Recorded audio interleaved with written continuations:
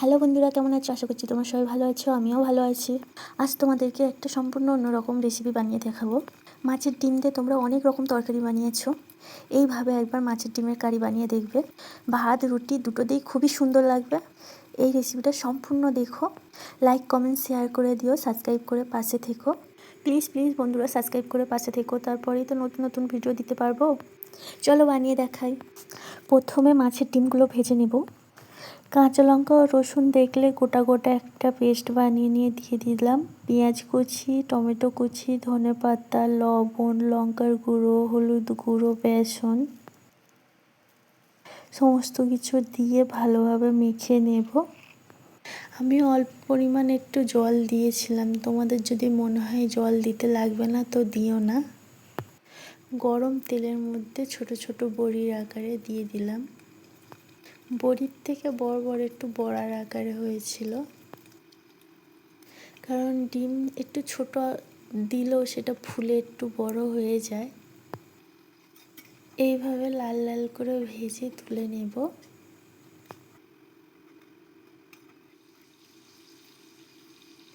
Same তেলেই আলু ভেজে নেব।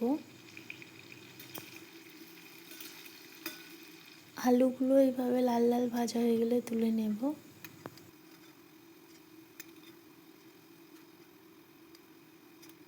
ভাজা করে তেলটা খুবই কালো হয়ে গেছিলো, তাই তেলটা বদলে নিয়ে ওর মধ্যে তেজপাতা ও জিরে ফোড়ন দিয়ে দিলাম। পেঁয়াজ কুচি দিয়ে দিলাম। পেঁয়াজ যখন একটু ভাজা ভাজা হয়ে আসবে, লবণ, লঙ্কার গুঁড়ো, হলুদ গুঁড়ো দিয়ে ভালোভাবে কষে নেব। আদা রসুনের পেস্টটা দিয়ে নেব। কষে নিয়ে যখন কাঁচা গন্ধটা চলে যাবে, ওর মধ্যে টমেটোর পেস্ট দিয়ে দেব। মশলাগুলো খুব ভালোভাবে কষিয়ে নিয়ে আলু ভাজাগুলো দিয়ে নেব।